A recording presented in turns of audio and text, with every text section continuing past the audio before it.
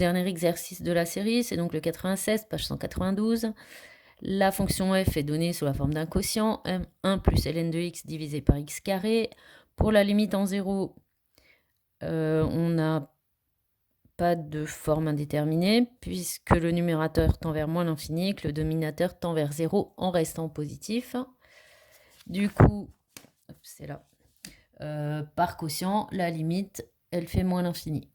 La limite en plus l'infini donne une forme indéterminée. Il faut réutiliser la formule du cours ln de x sur x en plus l'infini qui vaut 0. C'est suggéré dans l'énoncé, donc à faire apparaître dans l'écriture de la fonction f.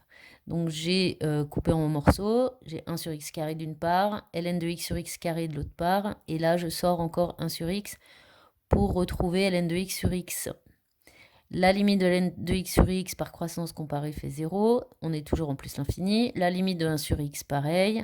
Le produit des deux donne 0. Et on rajoute la limite de 1 sur x carré qui fait 0 aussi. Donc par somme, la limite de f de x en plus l'infini fait 0. Conséquence graphique des limites, c'est toujours des asymptotes. En 0, comme la limite est moins l'infini, vous avez une asymptote verticale. Et en plus l'infini, comme la limite vaut 0, vous avez une asymptote horizontale. Pour les asymptotes horizontales, on précise toujours si c'est en plus l'infini ou en moins l'infini. Ensuite, le calcul de la dérivée. Donc, vous avez une fois de plus une dérivée, une fonction de la forme u sur v. Donc, vous appliquez la formule de dérivée du quotient. On développe, enfin on simplifie, on développe, et ensuite surtout on remet ici x en facteur qu'on peut simplifier par une puissance de x en bas, et donc il reste au final moins 1 moins 2 ln de x sur x au cube. Il vous demande ensuite d'étudier de résoudre l'inéquation moins 1 moins 2 ln de x supérieur à 0. On isole le ln de x, attention, il va falloir diviser par moins 2 et donc changer le sens. Et on a comme solution donc x plus petit que exponentielle de moins 1,5. Ensuite, x au cube est lui-même positif, donc f', la dérivée, va être du signe de moins 1 moins 2 ln de x, signe qu'on vient d'étudier. On résume dans le tableau de variation.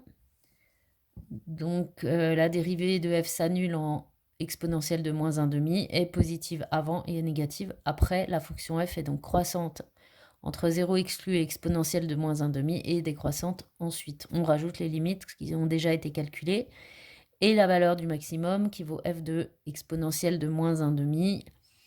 Il faut remplacer, calculer le ln d'exponentielle de moins 1,5, ça fait 1,5.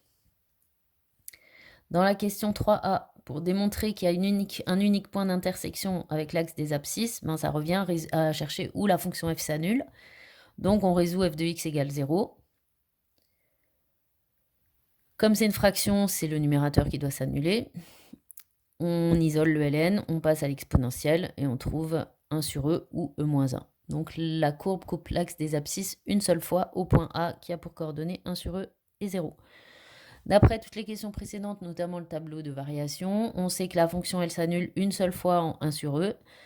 Avant 1 sur e, elle était négative, et après 1 sur e, elle va être positive tout le temps, puisque croissante jusqu'à 1,5 de e, et ensuite décroissante, mais jusqu'à 0.